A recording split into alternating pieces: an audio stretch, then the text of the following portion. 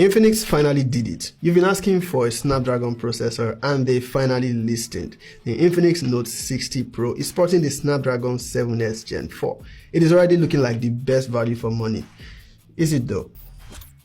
So over the years, I've had a couple of people in my DMs, comment section, always saying the reason they don't buy Transsion phones is because they don't use Snapdragon processors, that if only they can do that, they will start buying Transsion phones. So I'm curious, now that they've done it, would you be buying the INFINIX Note 60 Pro, or you are going to have a new excuse? I should point out that this is not the first INFINIX device with a Snapdragon processor in recent times. I believe the INFINIX Expert GT came with the Snapdragon 888, that was last year. But you can make the excuse it's an old processor.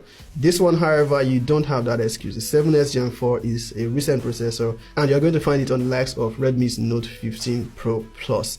And the funny part is that it looks like this one is significantly more affordable than that one. But let's not get sidetracked. This is the INFINIX Note 60 Pro, their latest addition to the Note series, and it's looking interesting.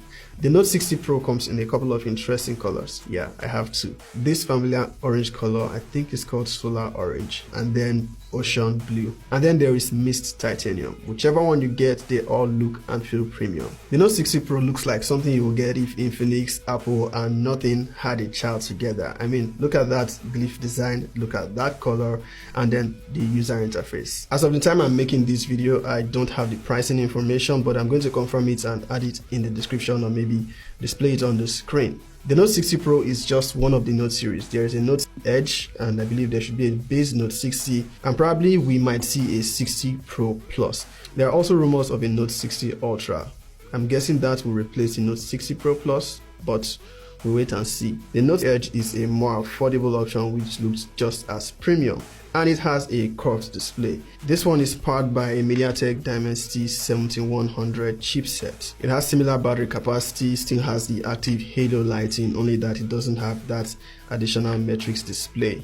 Looking at the Note 60 Pro, they've revamped everything, not just design, also down to the software. There's some transparency going on there. It looks like the UI of a certain fruit company. I guess this is Infinix's take on liquid glass, and I'll say they've done it pretty well, but more details on that later. What do you get in the box of the INFINIX Note 60 Pro?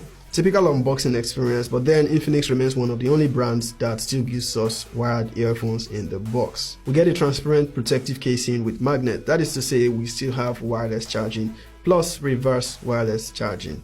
The Note 60 Pro I have here comes with 8 gigs of RAM and 256 gigs of storage. The RAM is extendable up to 16 gig through extended RAM.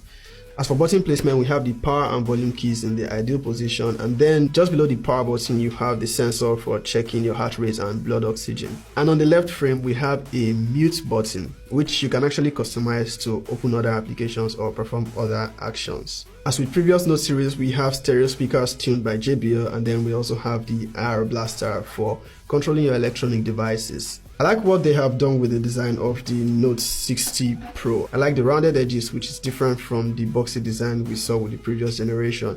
And then when you look at the camera bump, while you might want to say this looks like the iPhone's design, I'll remind you that the INFINIX Note 50 Pro had this same hexagonal design, only it was vertical. We still have the active halo lighting, but this time it is called active matrix display. And that's thanks to this little display next to it. It's not just there for design only, but it shows pets, it can show notifications like when you get a message, and if you're bored, you can even play games with it.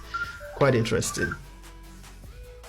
It can also serve as an indicator when you're charging your phone, it shows the time, and then you can also customize it to show text of your choice or custom drawing. On this one I have Sic Parvis Magna.